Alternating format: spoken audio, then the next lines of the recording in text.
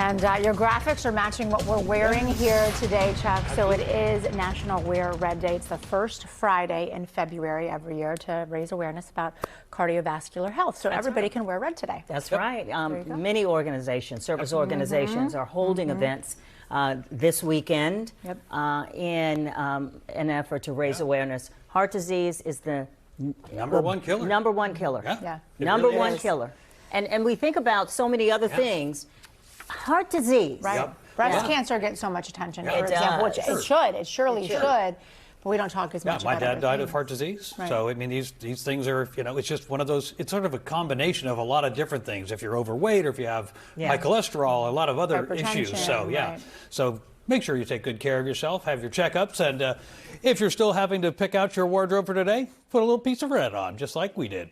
Meanwhile, what should you expect from Mother Nature? Oh, we got the red graphics back out because it's going to be insanely cold tomorrow. Now, it's been cold for the last 2 weeks, but we have not had the extreme cold to go along with dangerously high winds. Tomorrow, we have a significant risk for winds to gust to as much as 60 miles per hour.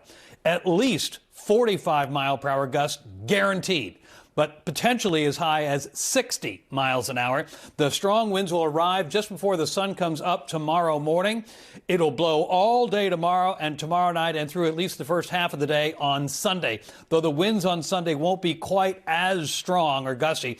And with winds gusting that high, power lines could be brought down with falling branches and the like, and you should secure anything that's outside of your house that could possibly be blown away, trash cans and the like. Make sure that it's done. High wind warnings, extreme cold warning, and we've got so many different advisories out for you now. So enjoy the cold but calm start to your Friday. Winds are not an issue today. Current temperatures, though, are plenty low. We're down to 11 in Gaithersburg, 10 in Frederick, Maryland, 10 in Culpeper, Virginia, 23 down in Calvert County. Afternoon today, skies will turn increasingly cloudy. We'll reach the mid-30s today, so it's not like it's going to be bitter cold. And be ready for some snow flurries around here after about 2 or 3 o'clock this afternoon. Tomorrow, temperatures in the middle of the afternoon, only around 18 degrees. And wind chills tomorrow at least 10 below zero all day.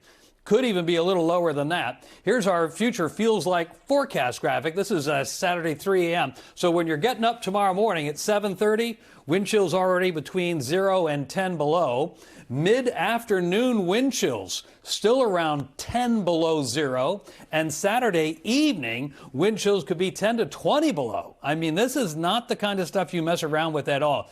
Make sure if you see somebody who is outside and unhoused, make sure you call your local shelter hotline number, 311. I know is the number here in the city of Washington. So be on the lookout. Here's your chance for some snow flurries today. Again, the snow isn't going to be a major factor. It's just sort of the cold air starting to wring out the moisture. Our forecast model here granting us, a quarter to maybe a half an inch of snow. Certainly not going to be any issues. Here's your 10-day forecast then. Again, we'll spend most of the day tomorrow with temperatures in the teens to around 20. Another cold day and on Sunday. Monday, the wind will finally be gone, so that's nice. And temperatures should get above 40 degrees from Tuesday onwards next week. That's going to feel warm, I promise you. Oh, yeah, I'm sure.